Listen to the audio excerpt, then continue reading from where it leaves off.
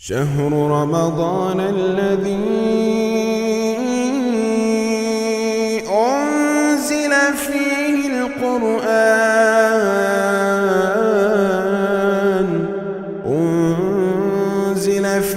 القرآن هدى للناس وبينات من الهدى والفرقان.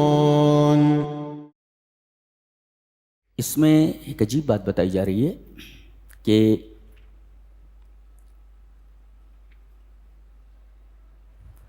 سنریہم آیاتنا فی الآفاق وفی انفسہم حتی یتبین لہم انہ الحق. ہم عنقریب انفس اور آفاق میں، دنیا میں اور آدمی کے وجود میں، یعنی آدمی کے علاوہ جو کچھ ہے وہ آفاق ہے. آدمی جو ہے وہ انفس ہے اور اس کے علاوہ جتنی چیزیں ہیں سب آفاق ہیں. تو ہم انسان کے وجود میں بھی اور آفاق میں بھی ایسی نشانیاں دکھائیں گے کہ جس سے یہ بات واضح ہو جائے گی کہ قرآن میں جو کچھ کہا گیا سب حق ہے. مثلا قرآن میں کہا گیا کہ اعمال گنے نہیں جائیں گے، تولے جائیں گے. تو مشرکین کا اعتراض یہ تھا کہ اعمال تو کیفیت ہیں، کیفیت کو کیسے تولا جا سکتا ہے؟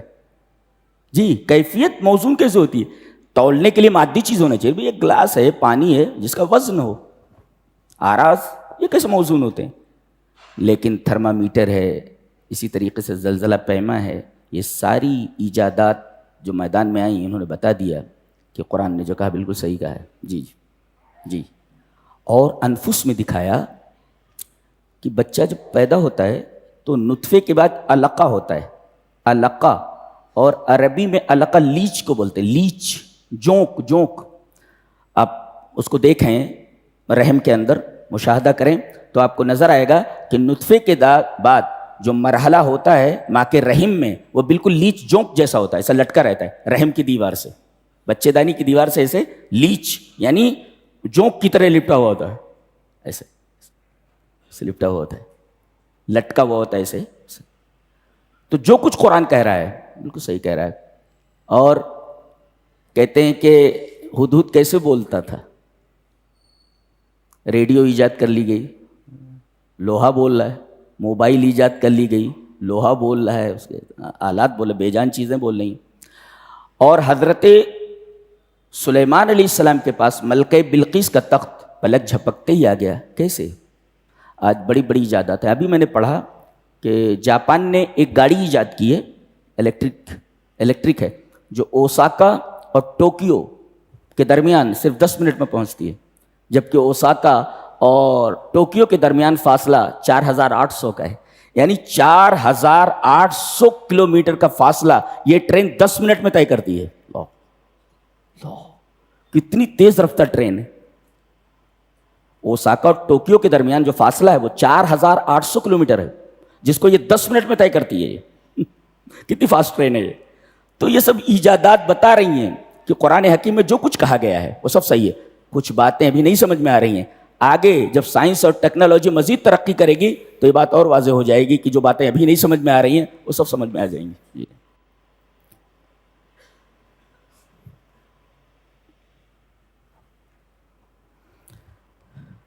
ہم میں اور دوسرے لوگوں میں فرق یہ ہے کہ ہم مانتے ہیں کہ ساری چیزیں اللہ کی ہیں، اور دوسرے لوگ کیا مانتے ہیں؟ ساری چیزیں اللہ ہیں، اور ہم مانتے ہیں کہ ساری چیزیں اللہ کی ہیں. ایسے لہو ما فی السماوات و ما فی الارض، اسی کی ہیں وہ ساری چیزیں جو آسمانوں اور زمینوں میں ہیں. جی.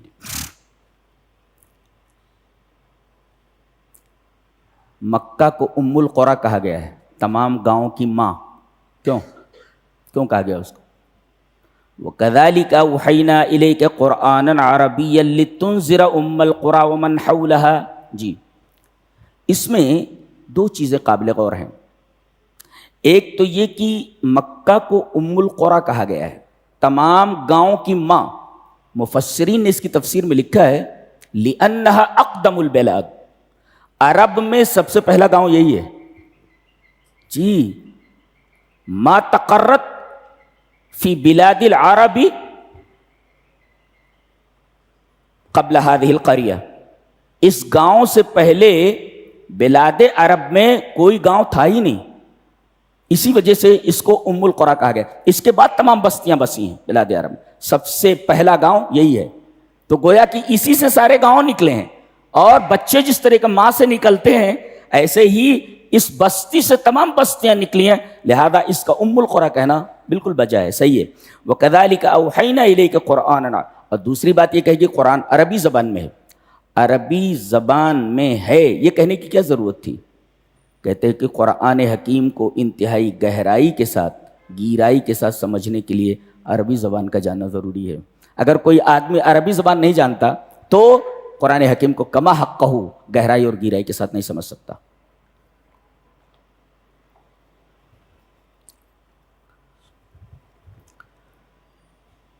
ایک آیت کریمہ ہے، ایک مفسر لکھتا ہے کہ اگر اس آیت کریمہ کے اوپر آدمی عمل کر لے، اس آیت کریمہ پر جس میں 3 احکام ہیں، اس میں 3 باتیں ہیں ایک آیت میں، اور ان 3 باتوں کے اوپر امت عمل کر لے، کوئی قوم عمل کر لے تو سکسیسفل ہو جائے، کامیاب ہو جائے۔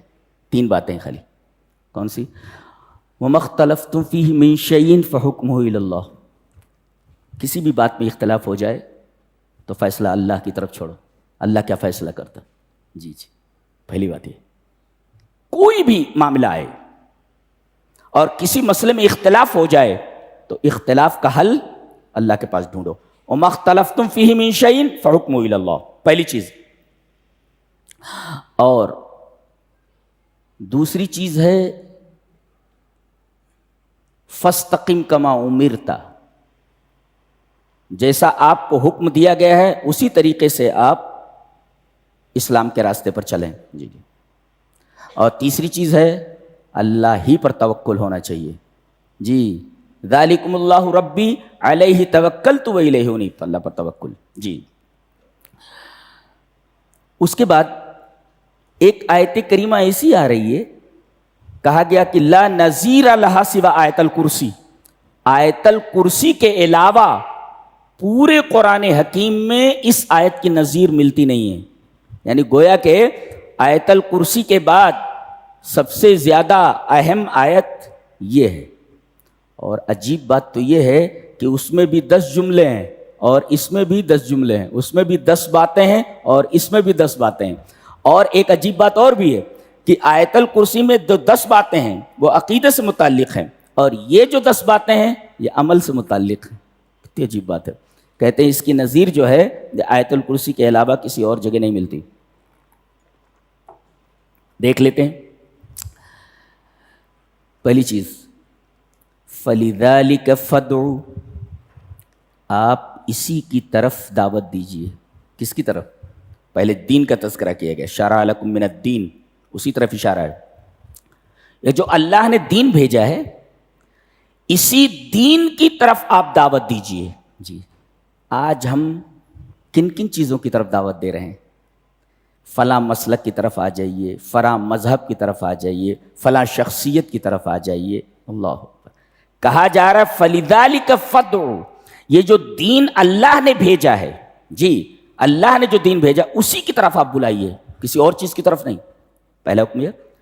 اچھا وَاسْتَقِمْ كَمَا أُمِرْتَ، یہ دوسری چیز ہے کہ اچھا ایک ہے جن چیزوں کا حکم دیا گیا ہے، تو ایک ہے جن چیزوں کا حکم دیا گیا ہے، حکم دینے والا کون؟ اللہ۔ تو جن چیزوں کا حکم دیا گیا ہے اس پر آپ عمل کریں، ایک۔ اور کما امرتا، جیسے اللہ نے کرنے کے لیے کہا ہے ویسے آپ عمل کیجئے۔ یہ دیکھیے 2 باتیں ہیں۔ ایک تو یہ ہے جن جن چیزوں کا اللہ نے حکم دیا ہے، جن جن چیزوں کا، آپ انہی پر عمل کیجئے، ایک۔ اور کما امرتا، اور جیسے جیسے کرنے کے لیے کہا ہے ویسے ویسے آپ ان پر عمل کیجئے۔ یہ 2 باتیں ہو گئی۔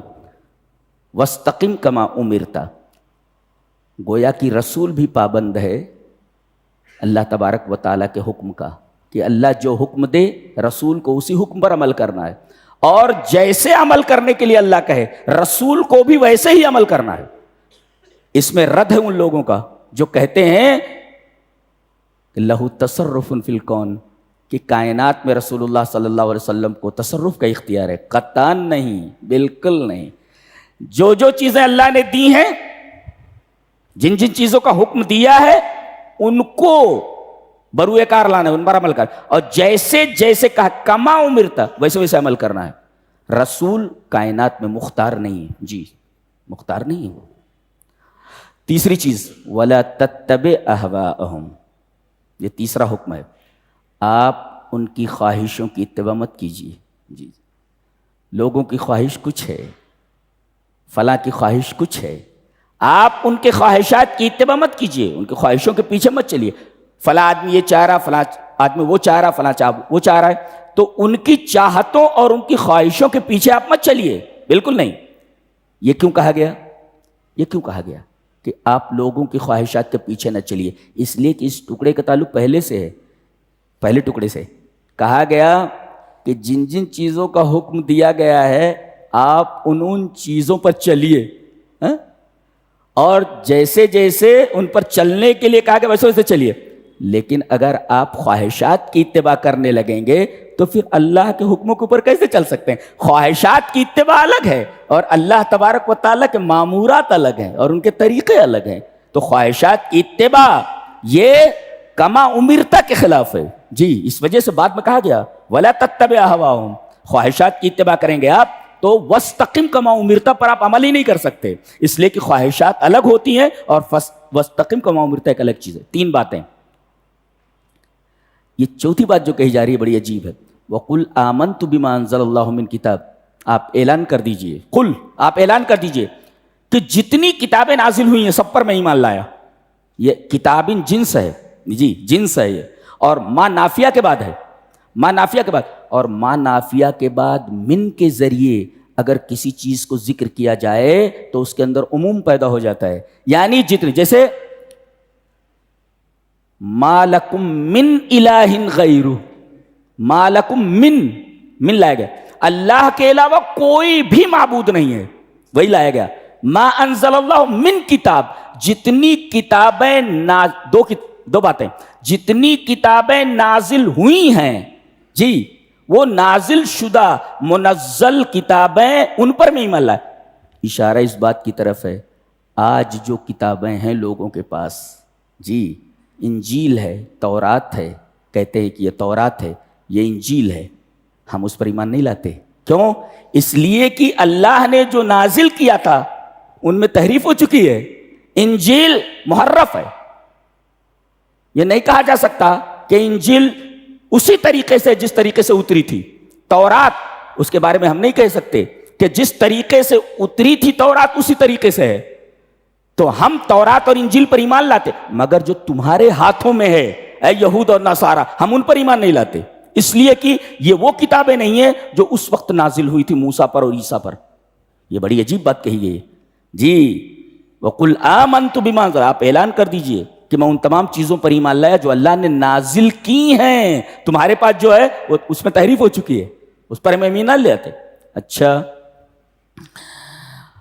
پانچویں چیز وَأُمِرْتُ لِأَعْدِلَ بَيْنَكُمْ، مجھے حکم دیا گیا ہے کہ میں تمہارے درمیان عدل کروں، چاہے وہ معاملہ اپنے خلاف ہو، آپ کے والدین کے خلاف ہو، آپ کے کسی رشتہ دار کے خلاف ہو. لا، آپ ظلم نہیں کر سکتے، چاہے وہ مسلم ہو یا غیر مسلم ہو، کوئی بھی ہو، آپ اس کے ساتھ ظلم نہیں کر سکتے، اس کے ساتھ بھی آپ عدل ہی کریں گے. اور عدل کا معیار ایسا ہے، آج تو کسی نیتا کا بیٹا کوئی بڑا جرم کر لے تو بڑے بڑے وکیل لگا دیے جاتے ہیں جو کسی بھی طریقے سے اس لڑکے کو آزاد کرا لیتے ہیں. جی رسول اللہ صلی اللہ علیہ وسلم نے فرمایا وَأَيْمُ اللَّهِ لَوْ أَنَّ فَاطِمَةَ بِنْتَ مُحَمَّدٍ سَرَقَتْ لَقَطَعْتُ يَدَهَا، آپ نے فرمایا کہ اللہ کی قسم اگر میری لخت جگر فاطمہ بھی چوری کرے تو میں اس کا ہاتھ کاٹ دوں گا. اللہ اکبر. یہ ہمارے ہاں عدل کا معیار ہے. جی ہوا یہ تھا کہ بنو مخزوم جس کے خالد ابن ولید ہیں، جس قبیلے کے، اللہ اکبر، ان کا نام آتا ہے تو نوجوانوں کو خوش ہو جانا چاہیے. بہت عجیب و غریب بہادر ہے. ماؤں نے ایسا بچہ پیدا نہیں کیا ہے جی. 100 سے زائد جنگیں لڑی ہیں، کسی میں ہارا نہیں ہے. یہ واحد انسان ہے، واحد بہادر ہے جو کبھی ہارا نہیں جی. انہی کے قبیلے کی عورت تھی، اس نے چوری کر لی تھی. اب اس کا ہاتھ کاٹا جانا تھا، چوری ثابت ہو گئی تھی. اب اس عورت کا ہاتھ کاٹا جانا اتنے بڑے قبیلے کی ناک کٹ جانے کے مرادف تھا. کہا گیا کہ کسی طریقے سے اس عورت کا ہاتھ نہ کاٹا جائے. بولے کیا کیا جائے؟ بولو اسامہ ابن زید کو بھیجیے. زید ابن حارثہ جن کو آپ نے اپنا بیٹا بنا لیا تھا، ان کے بیٹے ہیں. کہا کہ اسامہ کو آگے بڑھائیے، اسامہ سے بہت پیار کرتے ہیں نبی کریم صلی اللہ علیہ وسلم. ایک زانو کے اوپر حضرت حسین کو بٹھاتے تھے اور دوسرے پر اسامہ ابن زید کو جی، اتنا پیار کرتے تھے. تو کہا کہ اسامہ ابن زید سے بہت پیار کرتے ہیں اور پیار کی وجہ سے شاید ان کی سفارش پر معاف کر دیں. اسامہ آئے، لوگوں نے ان کو آگے بڑھا. کہا کہ اللہ کے رسول، جس عورت کے ہاتھ کاٹنے کے بارے میں اپنا فیصلہ کیا ہے، ہاتھ مت کاٹیے. اس سے میں آگے، تیری جرات کیسے ہوئی؟ تیری جرات کیسے ہوئی اللہ کے حدود میں ٹانگ اڑانے کی؟ پھر آپ نے ممبر پر جا کر کے خطبہ دیا. کہا کہ لوگوں، پچھلی قومیں جو ہلاک ہوئی جانتے ہو اس کی وجہ کیا تھی؟ جب کوئی بڑا آدمی چوری کرتا تو اسے چھوڑ دیا جاتا تھا، اور جب کوئی چھوٹا آدمی چوری کرتا تو اس کے اوپر اللہ کی حد قائم کی جاتی تھی، اسے ہاتھ کاٹ دیا جاتا تھا. اب آپ نے فرمایا وَأَيْمُ اللَّهِ لَوْ أَنَّ فَاطِمَةَ بِنْتَ مُحَمَّدٍ سَرَقَتْ لَقَطَعْتُ يَدَهَا. اللہ کی قسم، اگر فاطمہ بنت محمد بھی چوری کرتی، میری لخت جگر بھی، تو میں اس کا ہاتھ کاٹ دیتا تھا. یہ عدل کا معیار ہے اسلام کے اندر. وَأُمِرْتُ لِأَعْدِلَ بَيْنَكُمْ، مجھے حکم دیا گیا ہے. اور ظاہر ہے کہ اللہ جب حکم دے تو نبی کو تو اس کے اوپر عمل کرنا ہی ہے جی. اس لیے کہ رسول امر الہی کے خلاف نہیں جا سکتا. وہ امرت لیعدل بینکم. اچھا تو کتنا ہو گیا؟ 1 2 3 4 5. چھٹا پوچھا گیا آپ اللہ کو اپنا رب مانتے ہیں؟ کون کہے گا میں رب نہیں مانتا؟ ہندو سے پوچھے وہ بھی کہے گا رب وہی ہے، رب وہی ہے. کسی بھی سے پوچھئے، کسی غیر مسلم سے پوچھئے، ہندو سے پوچھئے اللہ کون ہے، رب ہے، کدھر ہے؟ بولے ادھر ہے. اچھا تم مانتے ہو کہ وہ بھی رب ہے، وہی رب ہے تمہارا؟ رب تو ہمارا بھی رب وہی ہے، تمہارا بھی رب وہی ہے، تو دونوں ایک جگہ جمع ہو گئے نا. تو اب ہم دونوں کو چاہیے کہ ہم اللہ کی عبادت کریں. دیکھیں سامنے والے کی بات مان کر کے جواب دیا جا رہا ہے. تم اللہ کو رب مانتے ہو؟ کوئی نہیں بول سکتا کہ میں اللہ کو رب نہیں مانتا جی. عیسائی سے پوچھئے رب مانتے ہو اللہ کو؟ بولتا رب مانتا ہوں. یہودی سے پوچھئے ہاں رب مانتے. غیر مسلم ہندو سے پوچھئے رب مانتے ہو، لارڈ مانتے ہو اللہ کو؟ جی ہاں لارڈ مانتے، لارڈ ہے وہ، رب ہے وہ. تو ہم بھی مانتے ہیں اللہ رب. وہی کہتا ہے اللہ ربنا و ربکم، اللہ ہمارا رب ہے اور تمہارا رب ہے. جب ہم دونوں کا رب ایک ہی ہے تو ہم دونوں کو چاہیے کہ ہم اللہ ہی کی عبادت کریں. رب مان کر کے غیر اللہ کی عبادت کرنے کا کیا مطلب ہے جی؟ پالے کوئی کھاؤ کسی کا گاؤ کسی کا، ایسا تھوڑی ہوتا ہے. رب مانے پالنے والا، روزی دینے والا، تمہاری حفاظت کرنے والا. تو کھاؤ کسی کا گاؤ کسی کا، ایسا ہوتا ہے کیا؟ نہیں ہوتا. تو اسی کی عبادت کرنی چاہیے. پھر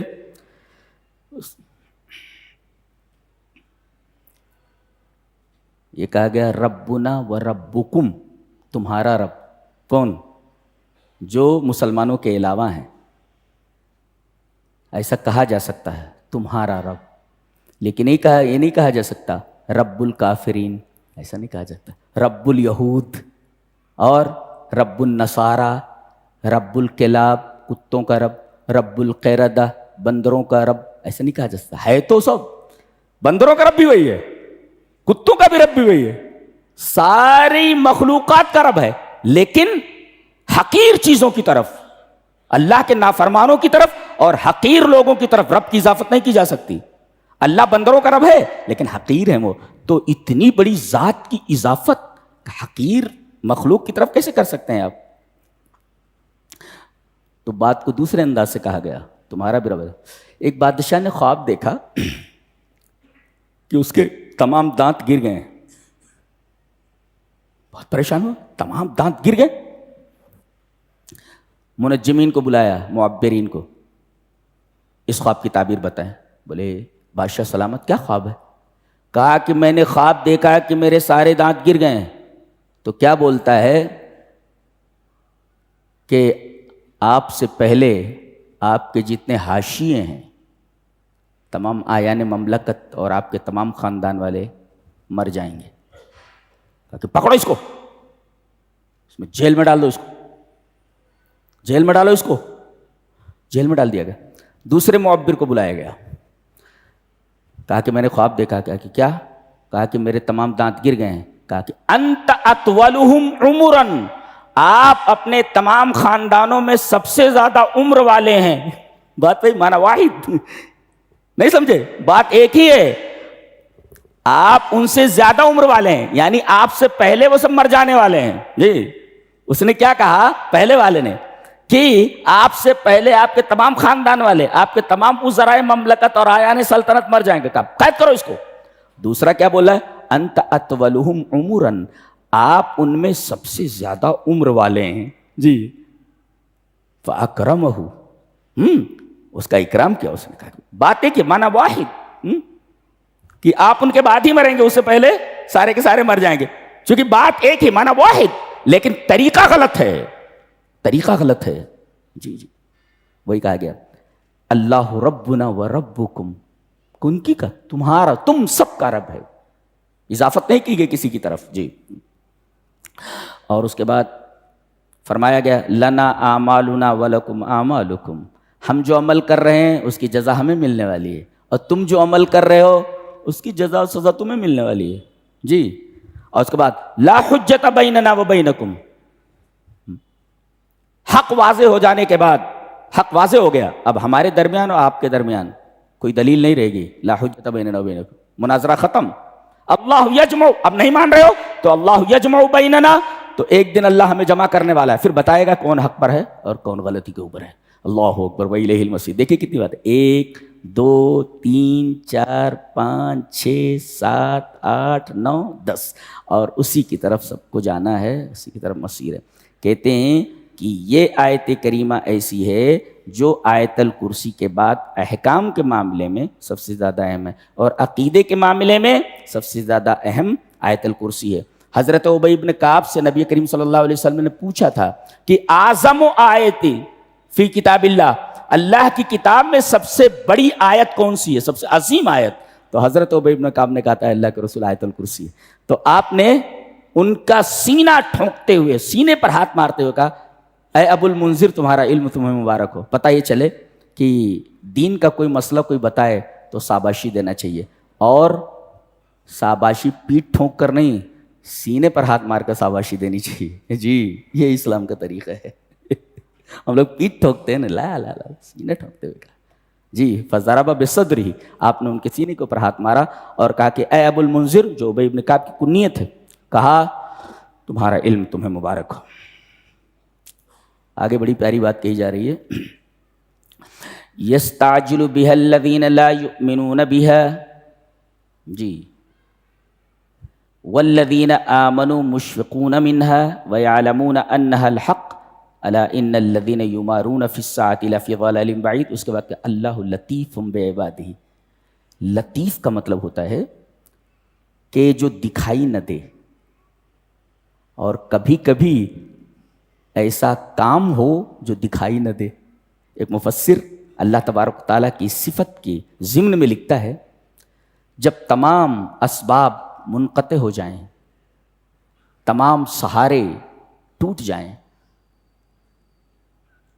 اور تمام مصیبتیں آپ کو گھیرے ہوئے ہوں، اور آپ کو بظاہر کوئی بچانے والا نہ ہو، ایسی صورت میں اگر آپ بچا لیے جائیں تو اللہ تبارک و تعالیٰ کی صفت لطیف کا مظہر ہے یہ فعل. جی آپ بچ گئے ہیں. جی جی بچنے کا کوئی طریقہ نظر نہیں آ رہا ہے، اور وہاں آپ بچ جا رہے ہیں. تو اللہ کی صفت لطیف کو اگر سمجھنا ہے تو پھر اس جگہ سمجھو جہاں پر تمام اسباب منقطع ہو چکے ہوں، اور پھر آپ کا کام بن جائے. کوئی سبب نظر نہ آ رہا ہو کام بنانے کا، اور اس وقت آپ کا کام بن جائے تو آپ کو اللہ تبارک و تعالیٰ کی یہ صفت سمجھ میں آئے گی. اللہ لطیف بعبادہ، اللہ اپنے بندوں پر لطیف ہے. جی یہ مطلب ہے اس کا.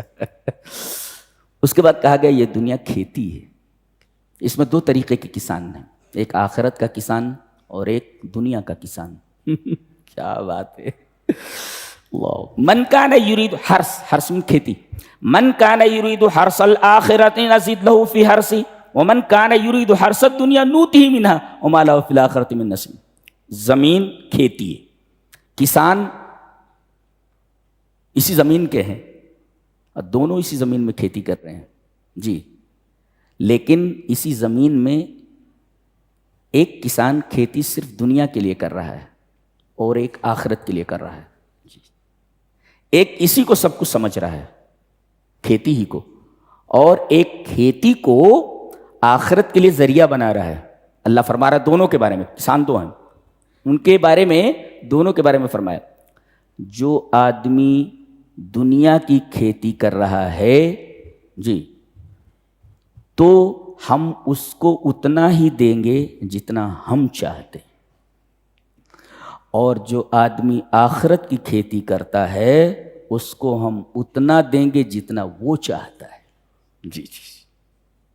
اس کا یہ مطلب ہے کہ اسی زمین میں اگر آدمی آخرت کی کھیتی کر رہا ہے تو اللہ نے یہ نہیں کہا کہ ہم دنیا نہیں دیں گے، ہم دنیا بھی دیں گے، لیکن آخرت کے لیے وہ کھیتی کر رہا ہے تو دنیا بھی اسے ملے گی اور آخرت بھی ملے گی۔ لیکن ایک آدمی صرف دنیا کی کھیتی کر رہا ہے تو صرف اسے دنیا ہی ملے گی۔ تو اللہ تبارک تعالیٰ نے فرمایا کہ کسان دو ہیں، جو دنیا کی کھیتی کر رہا ہے ہم اسے اتنا دیں گے جتنا ہم چاہتے ہیں، اور جو آخرت کی کھیتی کر رہا ہے ہم اس کو اتنا دیں گے جتنا وہ چاہتا ہے۔ تو کیسا کسان بننا چاہیں گے آپ؟ آخرت کا کسان بننا چاہیے، یہ حقیقت بیان کی گئی ہے۔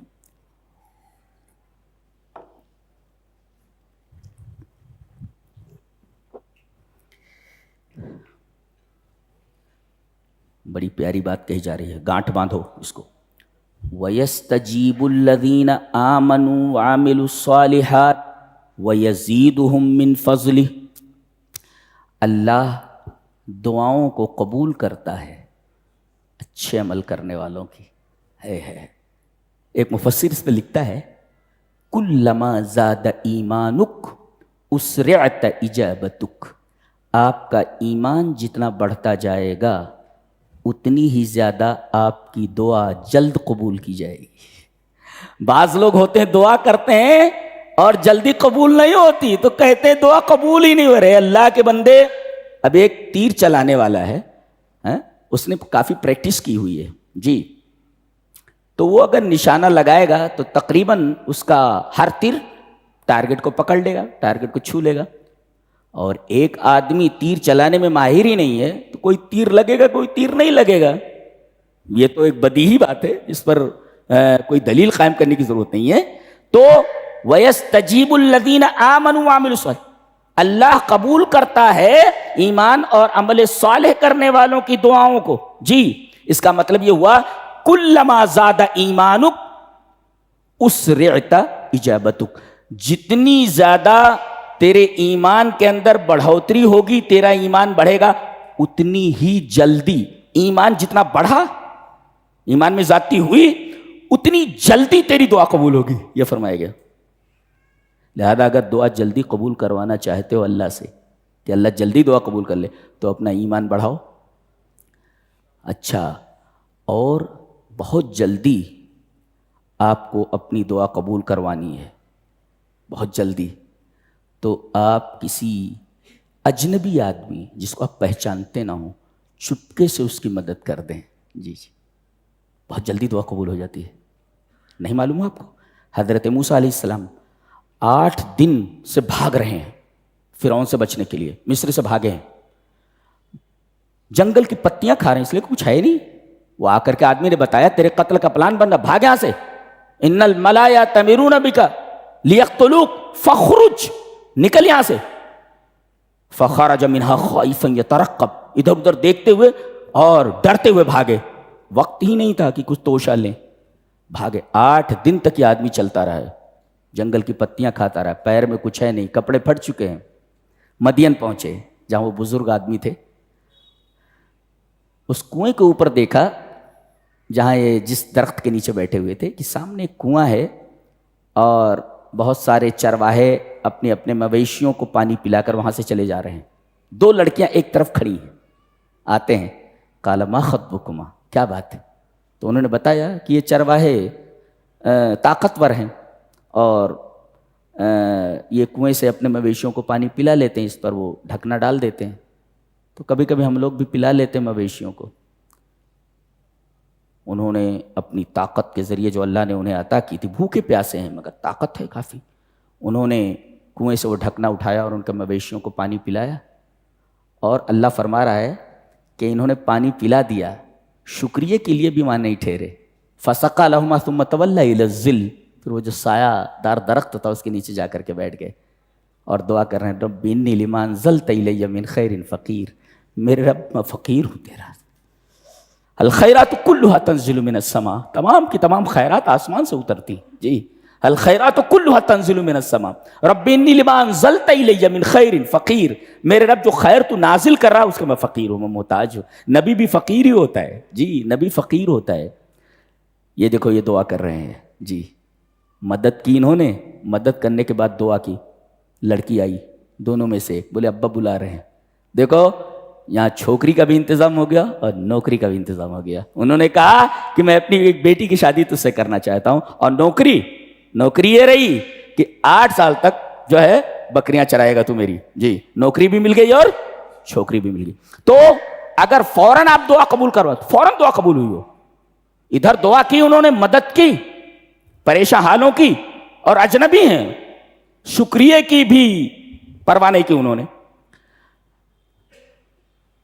تو کسی مجبور آدمی کی چپکے سے مدد کر دینا. میں نے ایک ریاض سے ایک پرچہ نکلتا ہے عربی میں, اس میں نے ڈاکٹر عیسیٰ مرزوقی کا ایک واقعہ پڑھا, جو کینسر کے لاسٹ اسٹیج پر تھے. وہ ڈاکٹر تھے, وہ پتہ یہ چلا کہ کینسر کے لاسٹ اسٹیج پر ہیں. ڈاکٹروں نے کہہ دیا آپ اتنے بڑے ڈاکٹر ہیں اور بے احتیاطی کیسی ہوئی کہ کینسر اس معیار تک پہنچ گیا, اس لیول تک پہنچ گیا اور آپ کو خبر نہیں ہوئی, آپ نے غفلت کی ہے, اب آپ چند دنوں کے مہمان ہیں.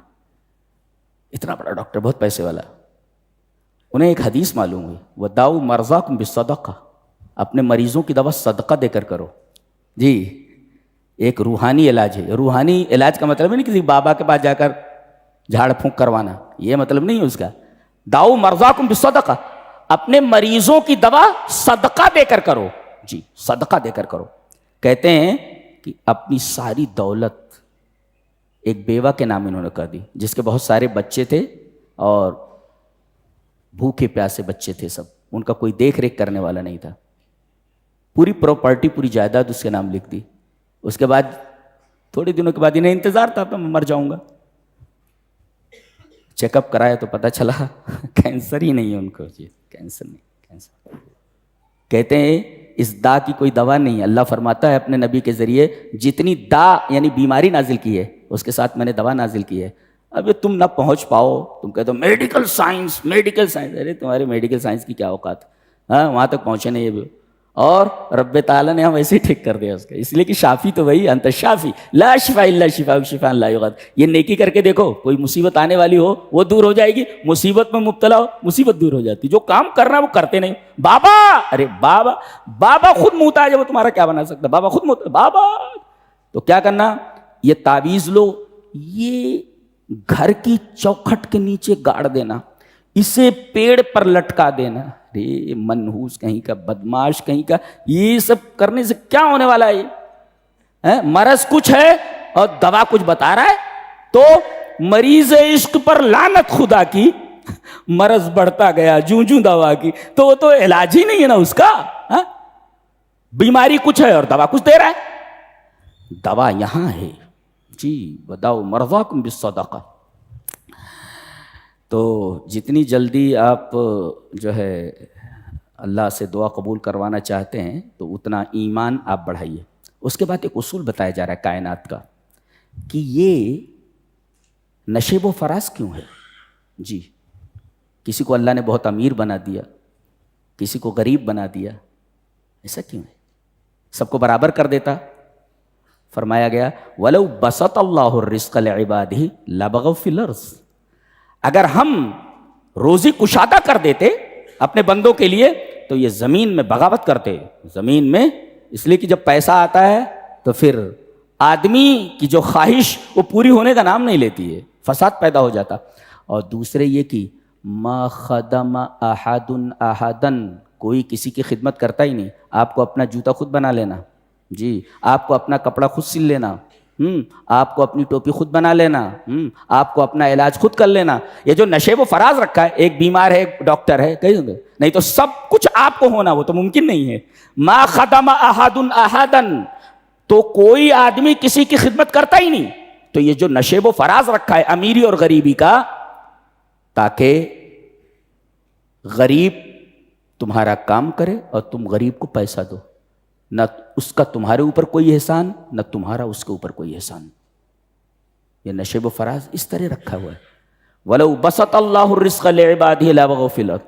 ایک حدیث ہے اسی آیت کریمہ کے ضمن میں، بعض مفسرین نے بیان کیا کہ اللہ تبارک و تعالی کسی آدمی کو مال دیتا ہے، نبی نے فرمایا اس لیے دیتا ہے کہ مال ہی سے اس کی اصلاح تھی، اگر اس کو میں غریب کر دیتا تو اس کا دین خراب ہو جاتا، اور کسی کے لیے غریبی یہ بہتر تھی، اگر ہم اس کو امیر کر دیتے تو اس کا دین خراب ہو جاتا۔ اس کا مطلب یہ ہوا کہ امیری اور غریبی کا تعلق بھی دین سے ہے۔ ہاں، اللہ کسی کو غریب کرتا ہے تو یہ فلسفہ ہے، اور کسی کو امیر کرتا ہے تو یہ فلسفہ ہے جو حدیث پاک میں بیان کیا گیا۔ جی، کسی کو پیسہ دے دیا جائے جی اور اسی کے لائق ہے تو اس کا دین خراب نہیں ہوگا، اور کسی کے لائق فقر ہے، فقر دے دیا گا، غریبی دے گی تو اس کے دین خراب نہ ہو۔ بہت پیاری، حیرت ناک کتاب ہے یہ، حیرت ناک کتاب ہے، اور ساری چیزیں تو ایک ساتھ بیان بھی نہیں کر سکتے۔ اللہ اکبر۔ کہتے ہیں جو کشتیاں ہیں بڑی بڑی، جانتے ہو کشتیاں، ٹنوں ٹن وزن والی کشتیاں پانی کے اوپر کھڑی رہتی ہیں، ذرا ایک سوئی ڈال کر کے دیکھو، معمولی ایک سوئی ڈال کر کے دیکھو ڈوب جائے گی وہ۔ اتنے بڑے بڑے جہاز سطح آپ پر کیسے کھڑے رہتے ہیں؟ کیا وجہ؟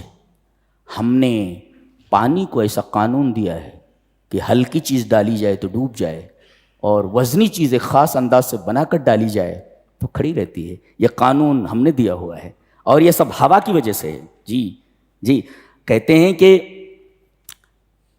پانی پر کوئی چیز رکھی جائے تو جتنا وزن ہوتا ہے اس کا اتنا پانی ہٹتا ہے، یہ قاعدہ ہے پانی کا۔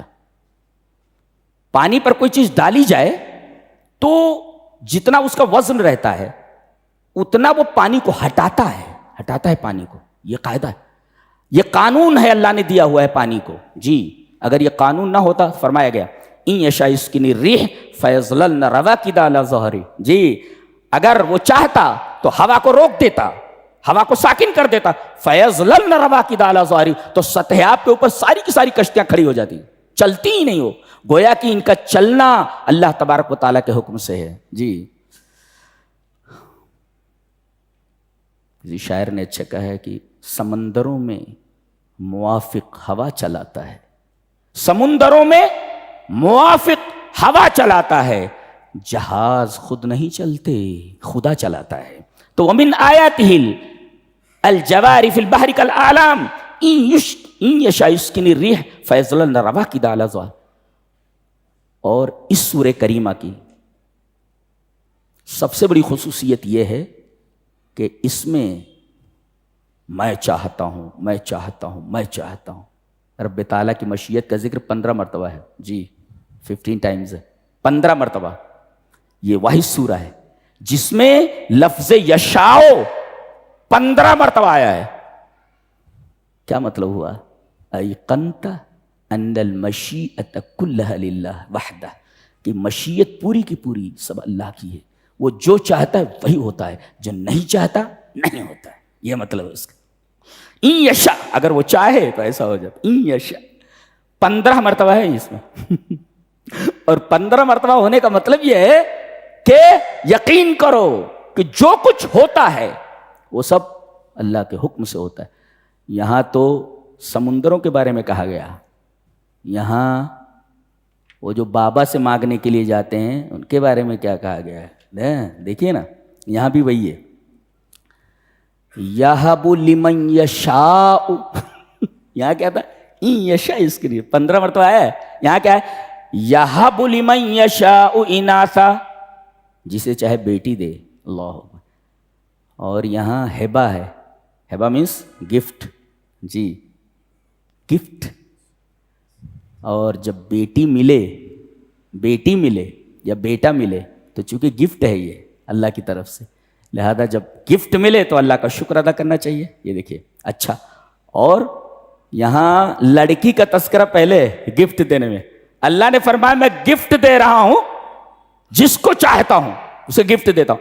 اور پہلے لڑکی کا تذکرہ کیا. حق لہا ان تفتخر بہذا التکریم. لڑکی عورت جتنا فخر کرے اس آیت کریمہ پر، اس تکریم پر، اتنا کم ہے کہ اللہ تبارک و تعالی نے جب گفٹ دینے کی بات کہی اپنے بندوں سے تو گفٹ دینے میں سب سے پہلا تذکرہ عورت کا تذکرہ ہے. حق لہا ان تفتخر بہذا التکریم. اللہ نے جو عورتوں کی تکریم کی ہے، اس تکریم کے اوپر عورتیں جتنا چاہے خوش ہو جائیں. جی اس لیے کہ اناث کا تذکرہ یہ کہنا چاہیے تھا کہ جسے چاہے اللہ بیٹا دیتا ہے، جسے چاہے بیٹی دیتا ہے. لا، جس کو چاہتا ہے بیٹی دیتا ہے، جس کو چاہتا ہے بیٹا دیتا ہے. بیٹی کا تذکرہ پہلے، بیٹے کا تذکرہ بعد میں. کہتے ہیں کہ اسلام نے عورتوں کو کوئی حق ہی نہیں دیا. سبحان اللہ، کتنی غلط بات ہے وہ کہ اللہ تبارک و تعالیٰ نے یہاں لڑکی کا تذکرہ پہلے کیا اور اسے ہبہ کہا ہے. ہبہ گفٹ کہا ہے. اور اللہ کا گفٹ ایسا ہوتا ہے اس کو حقیرت کی نگاہوں سے نہیں دیکھا جاتا. ارے بھائی کوئی تحفہ ملتا ہے تو چھوٹا بھی تحفہ رہتا ہے تو آدمی کہتا ہے تھینک یو، تھینکس اے لاٹ، بہت زیادہ، آپ کو بہت زیادہ شکریہ. یہ رب تعالیٰ آپ کو ہبہ کر رہے ہیں اور لڑکی ہبہ کر رہے ہیں. اللہ فرما رہے یہ لڑکی میرے عطیہ ہے، ہبہ ہے، گفٹ ہے، تو شکر کر میرا. عربوں کا ماحول کیا تھا؟ لڑکی کی پیدائش کی خبر ملتی تو چھپتا پھرتا تھا. اس لیے کہ یہ باعث عار بھی تھا. لڑکی پیدا کیا، لڑکا نہیں پیدا کر سکتا. میرے لڑکا لڑکی. اچھا یہ بات عجیب ہے کہ لڑکا پیدا کرنے میں، پیدا ہونا، ہاتھ مرد کا ہوتا ہے. جی لڑکا پیدا کرنا، لڑکا پیدا نہیں ہوا اگر تو لڑکی کو دوش نہیں دے سکتا. جی یہ رکھا اللہ نے. سائنس پڑھی آپ کو معلوم ہو جاتا.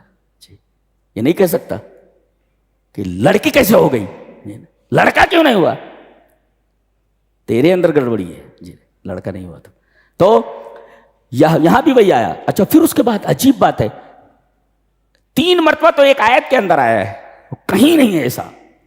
یخلق ما یشاء، جو چاہتا ہے پیدا کرتا ہے. یشاء، یہب لمن یشاء، آیت ختم نہیں ہوئی. 2 وَيَهَبُ لِمَن يَشَاءُ، چھوٹی سی آیت میں 3 مرتبہ یشاء آیا ہے اور اس کے علاوہ 12 مرتبہ اور آیا ہے. تو 12 3 15، 3 12 3 15 مرتبہ خالی یہی آیا. جی یشاء.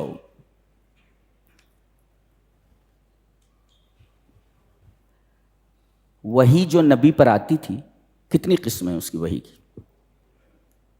7 قسمیں اس کی بتاتے ہیں. 7 قسمیں کون کون سی؟ الرؤیا الصالحہ، سچے خواب. نبی کا خواب سچا ہوتا ہے. جی خواب سچا نہ ہوتا تو حضرت ابراہیم علیہ السلام صرف خواب کی وجہ سے اپنے بیٹے کو ذبح کرنے کے لیے نہ لے کر چلے جاتے. خواب میں جو کہا گیا نبی کا خواب سچا ہوتا ہے. جی تو رؤیا صالحہ. اور دوسرا ہے نفس فی الروع. نفس فی الروع کا مطلب ہوتا ہے فرشتہ آپ کے قلب مبارک میں وہ بات ڈال دے. یہ وحی کا ایک طریقہ ہے نفس فی الروع. جیسا کہ ایک حدیث میں ہے، نبی اکرم صلی اللہ علیہ وسلم نے ارشاد فرمایا کہ آدمی کو اگر روزی جلدی نہ ملے جی تو اسے حرام طریقہ اختیار نہیں کرنا چاہیے تھا. جی اگر روزی آنے میں تاخیر ہو جائے تو آدمی روزی کو حرام طریقے سے حاصل نہ کرے. یہ بات نبی کریم صلی اللہ علیہ وسلم فرمایا نفس فی روعی. جی جبریل نے میرے دل میں وہ بات پھونکی، اس کو نفس فی روع کہتے. تو ایک ہوتا ہے دل میں بات پھونکنا، دوسرا ہے روح صالحہ جو ہے اچھا خواب، اور تیسرے ہے جبریل کا، فرشتے کا آدمی کی شکل میں آنا. آدمی کی شکل میں آنا، اکثر دہیا کلبی کی شکل میں آتے تھے نبی کریم صلی اللہ علیہ وسلم کے پاس. انسانی شکل میں فرشتہ ہے اور عجیب و غریب فرشتہ ہے. ہزاروں سال پہلے کی بات بتا رہا ہے کہ فرعون جب ڈوب رہا تھا تو وہاں تھا میں. جبریل اتارے نبی سے, فرعون جب ڈوب رہا تھا تو میں وہاں تھا. وہ ایمان لا رہا تھا, 3 مرتبہ اس نے ایمان کے لیے بات کہی. میں نے جلدی سے وہ سمندر کی کالی مٹی اٹھائی. اللہ اکبر, اس کا ہاتھ کتنا بڑا ہے, سیکنڈوں میں وہ دریا کی گہرائی میں پہنچ گیا. وہاں سے کالی مٹی نکال کر کے اس کے منہ میں ٹھوس دی. اور نبی سے بتا بھی رہے تھے کہ وہ ایمان لا رہا تھا تو میں نے سمندر کی کالی مٹی اٹھا کر کے اس کے منہ میں ڈال دی کہ کہیں اللہ کی رحمت جوش میں نہ آ جائے اور اس ظالم کو بخش نہ دے. اللہ,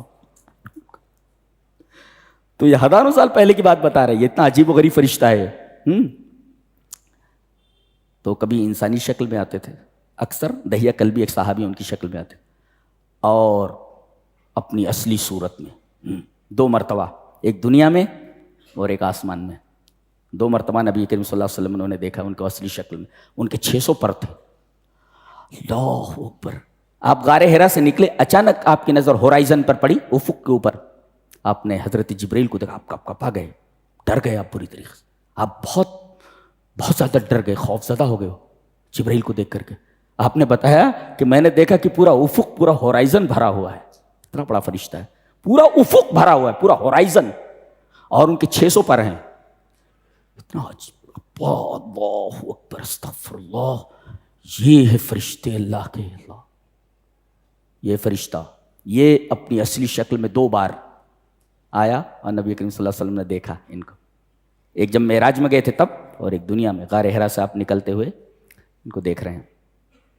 4. اور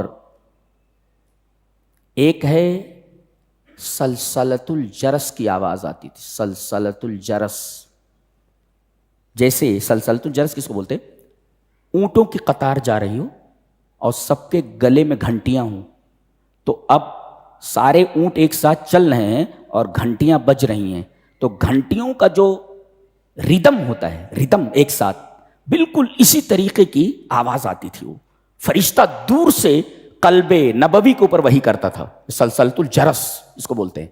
کہتے ہیں وحی کا یہ طریقہ نبی کریم صلی اللہ علیہ وسلم کے اوپر بہت گراں ہوتا تھا. اتنا وزن ہوتا تھا اس کا کہ اگر آپ اونٹ کے اوپر بیٹھے ہوتے تھے اور اس طریقے کی وحی آتی تھی تو اونٹ بیٹھ جاتا تھا, اونٹ بیٹھ جاتا تھا. سلسلۃ الجرس. اللہ اکبر, کیا کیا کیفیتیں ہیں ہم کو معلوم نہیں ہے. یہ دنیا پوری کی پوری مسٹیریس ہے, پورے فل آف مسٹیریز. جی, ہماری عقل, ہماری صلاحیتیں, ہمارا علم بہت کم ہے, بہت کم ہے. جی, بہت کم ہے ہمارا علم. تو ایک دفعہ حضرت زید بن ثابت کے زانوں کے اوپر آپ سر رکھ کر کے سوئے ہوئے تھے. اسی دوران وہی آ گئی سلطنت. حضرت زید بن ثابت پہلوان تھے, طاقتور. ایسا بتا رہے تھے کہ ایسا لگ رہا تھا جیسے میری یہ ٹانگ پھٹ جائے گی, میرے زانوں پھٹ جائیں گے, جبکہ خالی سر رکھا ہوا ہے. اللہ. اور ایک طریقہ ہے بغیر حجاب کے بات کرنا, حجاب کے پیچھے سے بات کرنا, یہی بتایا گیا یہاں پہ. وما كان لبشر ان يكلمه الله الا وحيا او من وراء حجاب. جیسے معراج میں آپ گئے تو اللہ تبارک و تعالیٰ نے ایک پردے کے پیچھے سے ڈائریکٹ کلام فرمایا, بیچ میں کوئی واسطہ نہیں ہے. جی, تو جبرائیل آتے تھے, یا خواب میں آپ کو بتا دیا جاتا تھا, یا آپ کے دل میں بات ڈال دی جاتی تھی, یا فرشتہ انسانی شکل میں آتا تھا, یا فرشتہ اپنی اصلی شکل میں آتا تھا, اور یا نفس فی الروح ہوتا تھا. اب یہ آخری شکل جو بتائی جا رہی ہے یہ ہے کہ اللہ اور رسول کے درمیان کوئی واسطہ نہ ہو, بیچ میں حجاب کے پیچھے سے, من ورائے حجاب, پردے کے پیچھے سے اللہ ڈائریکٹ آپ کو وحی کرے. یہ طریقہ. اس کے بعد کہا گیا کہ ہمارے نبی, ہم نے آپ پر روح وحی کی ہے. روح, قرآن حکیم کو روح کہا جا رہا ہے. ایک مفسر لکھتا ہے کما اللہ حیات للجسد بلا روح فلا حیات للقلب اذا بعد عن کلام اللہ. کہتے ہیں کہ جیسے جسم میں روح نہ ہو تو وہ زندہ نہیں ہوتا, جی, مر جاتا ہے. ایسے ہی دل میں اگر قرآن نہ ہو تو دل مر جاتا ہے. تو جیسے جسم کی زندگی کے لیے روح ضروری ہے، ایسے قلب کی زندگی کے لیے قرآن حکیم ضروری ہے، ورنہ دل مر جاتا ہے. اس لیے قرآن اللہ کے رسول صلی اللہ علیہ وسلم کے قلب پر نازل ہوا. قل نزلہ علی قلبک، اے ہمارے حبیب ہم نے قرآن کو آپ کے دل کے اوپر نازل فرمایا ہے. وَكَذَلِكَ أَوْحَيْنَا إِلَيْكَ رُوحًا مِّنْ أَمْرِنَا. جب روح نکل جاتی ہے جی تو اس کے ساتھ دو ہی معاملہ کیا جاتا ہے. کیا؟ تو جلا دیا جاتا ہے یا پھر گاڑ دیا جاتا ہے، اس کو دفن کر دیا جاتا ہے. ہماری زندگیوں سے قرآن نکل چکا ہے، لہذا ہمیں کوئی زندہ جلا دے یا دفن کر دے یا مار کر پھینک دے تو یہ اس کی غلطی نہیں ہے، غلطی تمہاری ہے، اس لیے کہ تم تو لاش ہو نا. لاشوں کے ساتھ دو ہی معاملے کیے جاتے ہیں، یا تو جلا دیا جاتا ہے یا پھر زمین میں دفن کر دیا جاتا ہے. قرآن سے وابستہ ہو جاؤ ورنہ بہت خطرے میں ہو، بہت خطرے میں ہو. قرآن کے قلعے میں آ جاؤ ورنہ بہت پریشانی ہے، یقین مانو آپ. وَكَذَلِكَ، ماحول کچھ اچھا نہیں ہے. وَكَذَلِكَ أَوْحَيْنَا إِلَيْكَ رُوحًا مِّنْ أَمْرِنَا مَا كُنْتَ تَدْرِي مَا الْكِتَابُ وَلَا الْإِيمَانُ. آپ کو معلوم نہیں تھا اس قرآن سے پہلے کہ ایمان کیا ہوتا ہے اور کتاب کیا ہوتی ہے. آپ کو قرآن نے بتایا ہے کہ واٹ از ایمان، جی واٹ از کتاب، کتاب کس کو کہتے ہیں. جی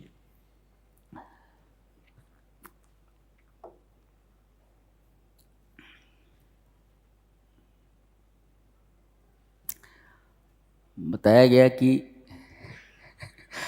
اچھی بات کہی جا رہی کہ یہ مشرکین جو تھے یہ کہتے تھے کہ فرشتے اللہ کی بیٹیاں ہیں. اچھا، فرشتے اللہ کی بیٹیاں ہیں. اس پر دیکھیے اللہ تبارک و تعالیٰ کا تبصرہ، ریمارک دیکھیے. سبحان اللہ، میرا رب کیسی بات کرتا ہے. دیکھیں وَجَعَلُوا الْمَلَائِكَةَ الَّذِينَ هُمْ عِبَادُ الرَّحْمَنِ إِنَاثًا. یہ فرشتے جو اللہ کے بندے ہیں، رحمان کے بندے ہیں، ان کو انہوں نے اللہ کی بیٹی بنا دیا ہے مشرکین نے. اللہ فرما رہا ہے اشہدوا خلقہم، کیا جب ہم فرشتوں کو بیٹیاں بنا رہے تھے، بیٹی بنا رہے تھے تو یہ وہاں حاضر تھے؟ حاضر تھے وہاں. یہ تو گواہی ہے نا ایک طریقے کی. اشہدوا خلقہم، اللہ نے فرشتوں کو بیٹیاں بنایا اپنے. اچھا، جب میں بیٹیاں بنا رہا تھا تب تم وہاں حاضر تھے؟ نہیں حاضر. ایسے ہی ڈاروین سے پوچھا جائے کہ انسان بتدریج رفتہ رفتہ انسان کے مرحلے میں آیا ہے. پہلے بندر تھا یا اسپائرو گائرا تھا، کیا تھا؟ پانی سے زندگی ہوئی، دھیرے دھیرے دھیرے دھیرے کیڑا بنا، پھر کیا ہوا؟ آگے بندر بنا، بندر سے انسان بن گیا. اچھا، ڈاروین سے پوچھا جائے یہ جو سوال یہاں کیا گیا کہ جب اللہ بندر سے انسان بنا رہا تھا، یا چھوڑو، بندر جس وقت انسان بن رہا تھا کہ یہ بندر ہے اور اب یہ دیکھو یہ انسان بن گیا، ڈاروین وہاں موجود تھا؟ لا لا لا. تو یہ غیر سائنٹیفک ہے، بالکل سائنٹیفک ہے ہی نہیں ہے. لہذا یہ کہنا کہ انسان بندر سے بنا ہے یہ ڈاروین کا کہنا. بعد میں لوگوں نے، آنے والے سائنسدانوں کا، کہ وہ پاگل تھا، وہ پاگل تھا. اور پاگل ہی ایسی بات کہہ سکتا ہے جو آدمی کسی چیز کو نہ دیکھے ہوئے ہو. سائنس تو دیکھی بھی بات کو مانتی ہے، لیب میں جو چیز پروو ہو جائے اس کو مانتی ہے نا. تو یہ لیب میں پروف کہاں ہوا؟ بھائی بندر انسان بن رہا تھا تو تم حاضر تھے؟ ڈاروین سے پوچھا جا رہا ہے. وہی سوال یہاں کیا جا رہا ہے. جب ہم فرشتوں کو بیٹیاں بنا رہے تم حاضر تھے؟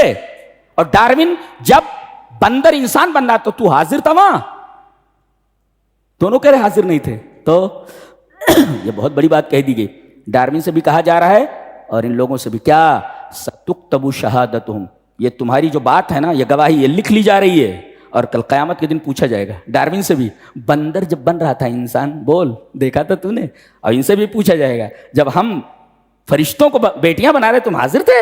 ستکتب شہادتہم، تمہاری یہ گواہی لکھی جا رہی ہے اور تم سے پوچھا جائے گا اس گواہی کے بارے میں. اللہ اکبر. ایک مفسر اس کے اوپر لکھتا ہے کہ کوئی چیز اگر تم پوسٹ کرو واٹس ایپ کے اوپر، انسٹاگرام کے اوپر، فیس بک کے اوپر، جی، تو یہ جو چیز آپ اس میں بھیج رہے ہیں یہ شہادت ہے، گواہی ہے. کسی کی عزت اچھال رہے ہیں آپ، کسی کو برا کہہ رہے ہیں آپ، جی وہ سب لکھا جا رہا ہے. ستکتب شہادتہم ویسألون. اور یہ جو تو آپ نے لکھ لیا ہے یہ سب آپ کے نامہ اعمال میں لکھ دیا جا رہا ہے. آپ وہاں بھیج رہے ہیں نا، وہ آپ کے نامہ اعمال میں چلا گیا ہے، اس کے بارے میں آپ سے پرسش ہوگی. لہذا کوئی بھی چیز آپ بھیج رہے ہیں کہیں پر سوچ سمجھ کر بھیجیے. جی سَتُكْتَبُ شَهَادَتُهُمْ وَيُسْأَلُونَ. اللہ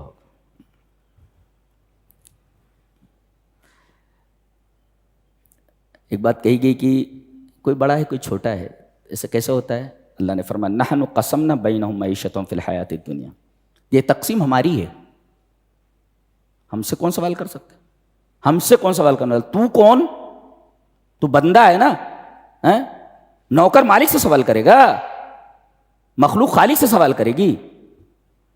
ہم نے اسے حاتم اصم کر کے ایک بزرگ ہیں، ان کے بارے میں کہا، وہ کہتے ہیں تأملتها، میں نے اس آیت کریمہ پر غور کیا، فعلمت، تو مجھے معلوم ہوا، ان القسمۃ من اللہ، کہ پوری تقسیم اللہ کی طرف سے ہے. فما حسدت احدا ابدا، تو میں نے کبھی کسی سے حسد نہیں کیا. جی جی اب ظاہر اللہ نے اس کو زیادہ دے دیا ہے، تو گویا کہ آپ اگر حسد کر رہے ہیں، ناپسند کر رہے ہیں، گویا کہ اللہ کی تقسیم کو ناپسند کر رہے ہیں. اسی وجہ سے حسد بہت بری چیز ہے. اور سب سے بڑا فساد جو ہوا ہے وہ بھی آسمان میں اسی حسد کی وجہ سے ہوا ہے. جی اور دنیا میں سب سے پہلا جو گناہ ہوا ہے اسی حسد کی وجہ سے ہوا ہے. کیا کہا کہ اس کو سجدہ کر، کہا کہ میں بڑا.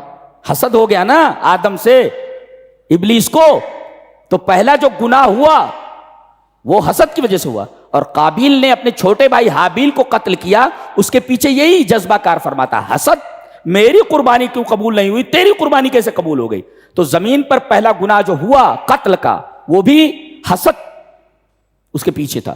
اور آسمان میں جو پہلا گناہ ہوا ابلیس سے سرزد ہوا، اس کے پیچھے وہی حسد تھا. حسد بہت خطرناک. اسی وجہ سے اللہ تبارک و تعالیٰ نے سورہ ناس سے پہلے قرآن حکیم میں سورہ فلق کو ذکر کیا ہے، اور لفظ حسد کے اوپر وہ سورہ کریمہ ختم ہوتی ہے، وَمِن شَرِّ حَاسِدٍ اِذَا حَسَدَ، اس پر ختم ہوتی ہے. جی اور اس کے بعد سورہ ناس ہے، خلاص.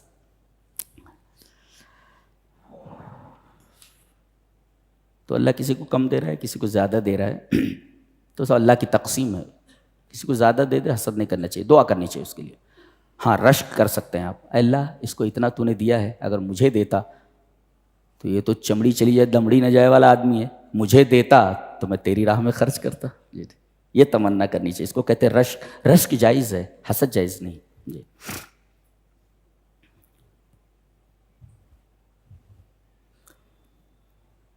سب سے بڑا فتنہ جانتے ہیں کیا ہے؟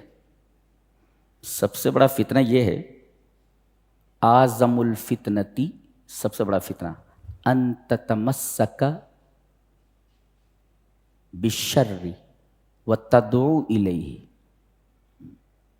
وتدفع الخیر وتحذر منه وتحتسب یا وتحسب انک علی ہدی. یہ سب سے بڑا فتنہ ہے. کیا ہے سب سے بڑا فتنہ؟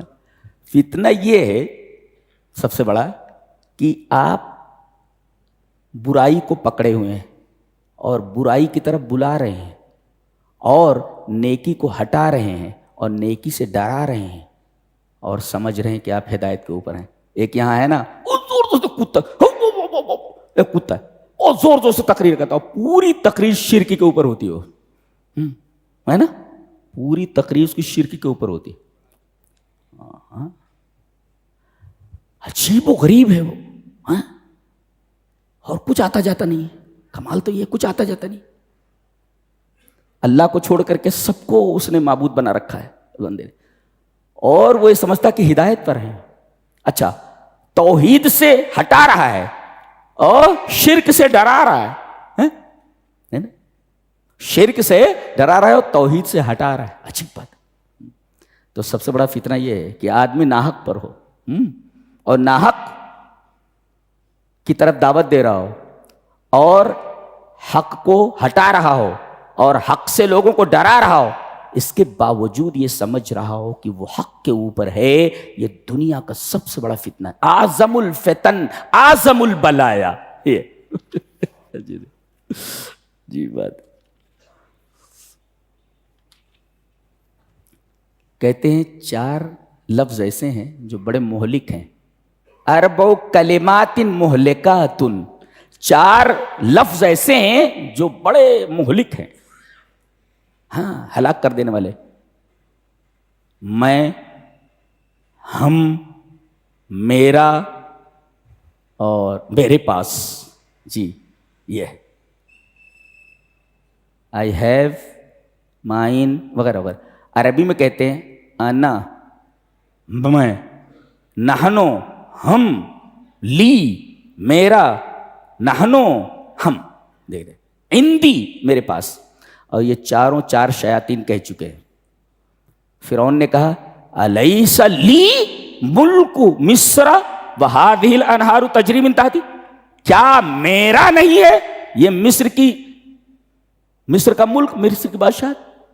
میرا، لی میرا، مائن اٹ از مائن. اچھا، اور یہ جو نہریں بہ رہی ہیں، اللہ نے فرمایا ان نہروں پر تجھے فخر ہے، تجھے اسی پانی میں ڈبو کر مارتا ہوں. تجھے جس چیز پر فخر کیا اسی میں ڈبو دیا گیا. تو آدمی جب زیادہ بدمعاشی کرتا ہے نا تو جو نعمت دی جاتی ہے نا اسی کو وبال بنا دیا جاتا ہے اس کے لیے. جی نعمت کو دیکھو، اس نے کہا لی میرا. شیطان نے کیا کہا انا خیر من، میں بہتر ہوں آدم سے. دیکھو انا، اس نے لی کہا فرعون نے، اور شیطان نے کہا انا. اور ملکہ سبا کے ساتھیوں نے کہا، وزراء نے کہا نحن اولی قوہ، نحن اولو قوہ، ہم طاقت والے ہیں. اور کیا ہوا؟ سلیمان کے سامنے جھکنا پڑا ان کو. نحن اولو قوہ، نحن بولے ہم. اور اندی یہ قارون بولا تھا، قال انما اوتیتہ علی علم عندی. ارے بولے بھائی اللہ کے راستے میں بھی خرچ کر. کہا کہ کیوں خرچ کروں، اس میں اللہ کا کیا لینا دینا ہے؟ میں نے جو میرے پاس علم ہے، علم عندی، میرے پاس جو علم ہے وہ جو اس سے میں نے کمایا ہے یہ پیسہ. اچھا، علم سے کما لیتے ہیں سب. کتنے ایم اے بی اے اور کتنے جو ہے بڑی بڑی ڈگری والے رکشہ چلا رہے ہیں، فٹ پاتھ پہ کھڑے ہوئے ہیں. اگر علم اگر روزی دے دیتا تو قال انما اوتیتہ علی علم عندی. یہ عندی جو میرے پاس کہا اس نے، یہ بھی بہت خطرناک لفظ ہے. تو یہ 4 الفاظ بڑے خطرناک ہیں، لی، انا، عندی، نحن. اور یہ چاروں کے چاروں یہ ذلیل و خوار ہوئے اور تباہ و برباد ہوئے. تو ان 4 لفظوں سے بچنا چاہیے. ہم بولے تو ہم، تو قالو ہم. رب تعالیٰ بولے ہم تو اچھا لگتا ہے نا، اس کی ذات ہے، اس کے شان کے لائق ہے. ہم بولے تو جگہ جگہ ہم ہی بولتا ہے، ہم ایسا کرتے ہیں. انا انزلناہ فی لیلۃ القدر. ہو سکتا ہے آج ہی رات ہو. جی 5 طاق راتوں میں سے آج ہی رات. رب تعالیٰ نے ہم کہہ کر کے فرمایا انا انزلناہ، ہم نے نازل کیا ہے. بولے تو اس کی شان کے مطابق وہ بول سکتا، اچھا ہے وہ بولتا ہے تو اچھا لگتا ہے، اس لیے کہ اس کی شان کے مطابق ہے ہم بولنا. جی جنت میں سب کچھ ملے گا. بولتا ہے وَفِيهَا مَا تَشْتَهِي الْأَنفُسُ. جی 2 قسم کی نعمتیں ہیں. جی ایک جو دل چاہے گا اور ایک جو آنکھیں چاہیں گی. دنیا میں آدمی انہی دونوں کے پیچھے دوڑ رہا ہے، جو دل چاہ رہا ہے، اور دوسری چیز جو آنکھیں چاہ رہی ہیں. عین کی جمع اعین، آنکھیں، آئیز. جو فرمایا گیا وَفِيهَا مَا تَشْتَهِيهِ الْأَنفُسُ. ہماری جنت میں آ جاؤ، تمہارے دل جو چاہیں گے سب ملنے والے. وَتَلَذُّ الْأَعْيُنُ. اور آنکھیں جو چاہیں گی وہ ملنے والا ہے. یہ نعمت ہے، یہ قرآن حکیم بیان کرتا ہے. تمہاری تمناؤں کی تکمیل، تمہاری تمناؤں کا جواب، تمہاری خواہشوں کا جواب، تمہاری آنکھوں کی چاہت، ساری چیزیں یہاں ہیں.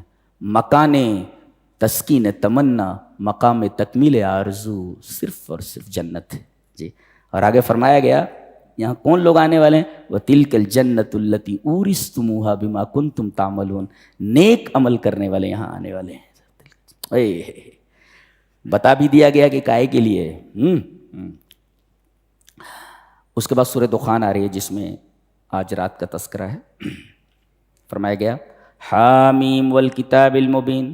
قرآن حکیم کی قسم، قرآن کی قسم کھا کر کے بتایا جا رہا ہے کہ قرآن کو ہم نے کب نازل کیا ہے اور قرآن کا مرتبہ کیا ہے. دیکھیں ایک چیز، قرآن کی قسم کھائی گئی.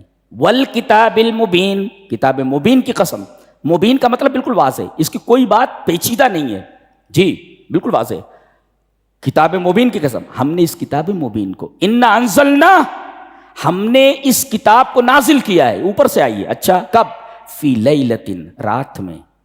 اور رات اس کے نازل ہونے کی وجہ سے مبارک ہو گئی ہے. مبارک ایک رات کا اجر 1000 مہینے کے برابر ہے. یہ مبارک ہے، یہ برکت ہے، یہ برکت ہے اس کی. تو 3 کام ہوا جی. چوتھا فیہا یفرق کل امر حکیم، آج ہی رات فیصلہ کر دیا جاتا ہے تمام حکیمانہ معاملات. کس کو اگلا رمضان نہیں ملنا ہے، قبر میں پہنچ جانا ہے، زمین کے اوپر ہے، زمین کے نیچے چلے جانے والا ہے. کتنے بیٹھے ہوئے ہیں، میں بھی ہو سکتا ہوں جی. ان گارنٹیڈ ہے زندگی کا لمحہ لمحہ، ان گارنٹیڈ ہے. سب سے زیادہ ان گارنٹیڈ اگر کوئی چیز ہے تو انسان کی حیات. ہم ایک کپڑا خریدتے ہیں، گارنٹی مانگتے ہیں اس سے. کوئی چیز خریدتے ہیں، گارنٹی مانگتے ہیں. یہ واحد چیز ہے زندگی، اس کا لمحہ لمحہ ان گارنٹیڈ ہے، کبھی بھی آ سکتا ہے موت کا فرشتہ. جی ہریالی ہوگی کہ بدحالی ہوگی کہ خوشحالی ہوگی، کس کو کب مرنا ہے، کس کو کتنا روپیہ ملنا ہے جی، کس کو صحت ملنا ہے، کس کو بیمار ہونا ہے. Everything is written in this night. تو اب everything is being written in this night جی. فیہا یفرق کل امر حکیم، اس میں ہر حکیمانہ چیز کا فیصلہ کر دیا جا رہا ہے. اور یہ ہماری طرف سے، اللہ فرما رہا ہے عند، جب وہ عند بولے تب اچھا لگتا ہے. امرم من عندنا، یہ تمام کے تمام فیصلے میری طرف سے ہیں جی. اللہ اکبر.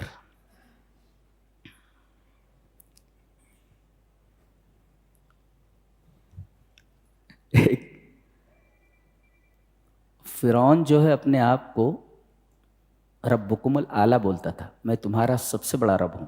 اس کا تذکرہ اسی ساتھ ہے، اس کے ساتھ ہی اسی سورہ میں دخان. اس کا نام ہے سورہ دھواں، اسموک، دھواں. اس کو دھواں کیوں کہا گیا ہے وہ بتاتا ہوں. اس میں کچھ باتیں بتانے کے بعد اسی عجیب و غریب رب کا تذکرہ ہے جی. ایک اسکالر نے کہا ہے کہ یہ دنیا کا سب سے احمق آدمی تھا. کون؟ فرعون. کیسے؟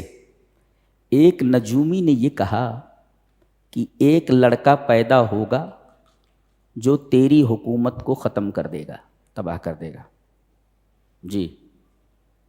تو اگر یہ بتانے والا سچا ہے تو قتل کرنے کا فائدہ؟ کوئی فائدہ نہیں، فائدہ ہی نہیں نا. وہ لڑکا تو تباہ کر دے گا نا، پھر قتل کرنے کا فائدہ. اور اگر یہ جھوٹا ہے تو بھی قتل کرنے کا کیا فائدہ ہے اگر یہ جھوٹا ہے تو جی جی نہیں سمجھا آپ بھائی. نجومی نے بتایا کہ ایک لڑکا پیدا ہونے والا ہے جو تیری حکومت کو تباہ کر دے گا. بتا دیا اس نے کہ تیری حکومت تباہ ہو جائے. تو اب بچوں کو مارنے کیوں لگا؟ بیوقوفی ہے نا. وہ لڑکا ہوگا، وہ تباہ کرے گا وہ، تو بچوں کے قتل کر. اور اگر یہ جھوٹا ہے تبھی قتل کرنے کا کیا معاملہ ہے؟ دنیا کا احمق ترین شخص تھا. کسی نے اس پر تبصرہ کرتے ہوئے کہا ہے کہ کم من مفتون لا یدری انہ مفتون. کچھ پاگل ایسے ہوتے ہیں جن کو خود معلوم نہیں ہوتا کہ وہ پاگل ہیں. یہ عربی ہے. کم من مفتون لا یدری انہ مفتون. کتنے پاگل ہوتے ہیں کہ ان کو معلوم نہیں ہوتا کہ میں پاگل ہوں، میں پاگل ہوں. کم من مفتون لا یدری انہ مفتون. کتنے پاگل ہوتے ہیں کہ ان کو معلوم نہیں ہوتا خود کہ وہ پاگل ہے. یہ تبصرہ ہے اس کا. اس کو دخان کیوں کہا گیا ہے؟ سورہ دھواں، اسموک کیوں کہا گیا ہے سورہ کریمہ کو؟ جب مسلمانوں کو بہت پریشان کیا گیا اور ناطقہ بند کر دیا گیا، زندگی حرام کر دی گئی ان کے اوپر، اور ظلم و جبر کے پہاڑ توڑ دیے گئے، تو نبی کریم صلی اللہ علیہ وسلم نے ان کے تعلق سے بد دعا فرمائی جی. قحط نازل ہوا، اور قحط ایسا تھا کہ جس طرف دیکھتے دھواں ہی دھواں نظر آتا تھا. بس دھواں نظر آتا تھا خالی آنکھوں سے، اس لیے کہ پانی بند ہو گیا نا. ہریالی تو کہیں تھی ہی نہیں، چاروں طرف دھوپ ہی دھوپ، اور چاروں طرف جس طرف دیکھتے دھواں ہی دھواں. ہڈیاں تک کھا گئے لوگ، چوہے اور پتہ نہیں کون کون سے مردار تک یہ کھا گئے. ابو سفیان کو آگے بڑھایا گیا، اس وقت ایمان نہیں لائے تھے. کہ محمد سے جا کر کے کہیے صلی اللہ علیہ وسلم کہ وہ ہمارے لیے دعا فرمائے کہ یہ عذاب ہمارے اوپر سے ٹل جائے، اس لیے کہ آپ رحیم ہیں۔ جی ابو سفیان کہہ رہا ہے آپ رحیم ہیں۔ نبی کریم صلی اللہ علیہ وسلم نے دعا فرمائی اور یہ عذاب ان کے اوپر سے ٹل گیا۔ جی اس وجہ سے اسے دخان کہا جاتا ہے کہ جب وہ دیکھتے تھے سارے دھواں ہی دھواں نظر آتا تھا۔ اس کے بعد سورہ جاسیہ ہے، اس میں مرکزی جو آیت ہے وہ یہ ہے کہ یہ کہتے ہیں کہ ہمیں زمانہ مارتا ہے، نموت و نحیا، جبکہ یہ بات کہنا کہ زمانہ ہمیں مارتا ہے، دیکھو زمانہ فرض کیجئے کہ یہ زمانہ ہے، یہ زمانہ ہے، یہ اس کو زمانہ بولتے ہیں، زمانہ یعنی ایک سرا اس کا جب سے دنیا پیدا ہوئی ہے اس سے ملا ہوا ہے، یہ سرا، یہ دنیا یہاں بنی ہے یہاں سے ملا ہوا ہے، اور دوسرا سرا اس کا جہاں دنیا ختم ہوئی ہے وہاں ملا ہوا ہے، اس کو دہر کہتے ہیں۔ جی اس کو دہر کہتے ہیں۔ اس وقت کے جو اجزاء ہیں ان کی پھیلی ہوئی اس پوری چادر کو دیٹ از کالڈ دہر۔ جی پوری چادر ہے جو پھیلی ہوئی ہے شروع سے آخر تک، اور اس کے بعض حصوں کو عصر کہا جاتا ہے، جیسے صبح سے شام تک یہ جو ہے یہ دہر ہے، اور اس کا ایک حصہ عصر آتا ہے۔ جی بہرحال تو یہ کہتے ہیں کہ نموت و نحیا، ہم مرتے ہیں جیتے ہیں، وما یہلکنا الا الدہر، ہمیں زمانہ مارتا ہے، ہمیں زمانہ مارتا ہے، کوئی مارنے والا کوئی جلانے والا نہیں۔ مفسرین نے لکھا ہے یہ دونوں باتیں، یہ بات جو ہے نقلاً بھی صحیح نہیں ہے اور عقلاً بھی صحیح نہیں ہے۔ معقول بھی اس بات کا انکار کرتا ہے اور منقول بھی۔ منقول کیسے؟ قرآن میں ہوا یحیی و یمیت، جی وَإِلَيْهِ تُرْجَعُونَ، وہی مارتا وہی جلاتا ہے، کون؟ اللہ، اور اسی کی طرف تمہیں لوٹایا جانا ہے۔ تو نقل سے ثابت ہے کہ مارنے اور جلانے والا اللہ ہے، زمانہ نہیں، نقل سے ثابت ہے۔ اور عقلاً اور حساً بھی یہ چیز غلط ہے۔ کیسے؟ اگر زمانہ ہی مارتا ہے، کیسے مارتا ہے؟ جی مارتا ایسے ہے کہ بچہ پیدا ہوتا ہے، پھر دھیرے دھیرے دھیرے دھیرے وقت گزرتا رہتا ہے، بچہ جوان ہوتا ہے، جوانی کے بعد بوڑھا ہوتا ہے، اور ایسے وقت میں پہنچ جاتا ہے جب بدن کے سارے اجزاء کمزور ہو جاتے ہیں، وہ مر جاتا ہے۔ اعتراض اس پر یہ ہے کہ بوڑھا ہونے کے بعد اجزاء جسمانیہ کمزور ہو جاتے ہیں تب وہ مرتا ہے، ٹھیک ہے؟ لیکن ہم یہ دیکھتے ہیں کہ ایک بچہ پیدا ہوتے ہی مر جاتا ہے، پھر اس کو کس نے مارا؟ اس کو کس نے مارا؟ اور ایک لڑکا جوان ہو کر کے مر جاتا ہے، اس کو کس نے مارا؟ اگر تم یہ کہتے ہو کہ مرور زمن کے ساتھ آدمی مرتا ہے، بڑھاپے تک جاتا ہے اور اعضاء اس کے کمزور ہو جاتے ہیں، اس کے بعد پھر جوان کیسے مرتا ہے؟ تو عقلاً اور نقلاً دونوں یہ بات بالکل غلط ہے، حماقت ہے ایسی بات کہنا۔ جی اور ان سے بھی یہ پوچھا جائے کہ زمانہ جب مارتا ہے، زمانے کو دیکھا ہے تم نے؟ شہیدو، تو یہ بھی ایک طریقے کی شہادت، یہ لکھی جا رہی ہے، قیامت کے دن پوچھا جائے گا کہ تم نے یہ بات کیسے کہی۔ یہ تھا 25ویں پارے کی تفسیر کا خلاصہ۔ اللہ ہمیں نیک عمل اور اچھی سمجھ کی توفیق عطا فرمائے۔ وآخر دعوانا الحمدللہ رب العالمین۔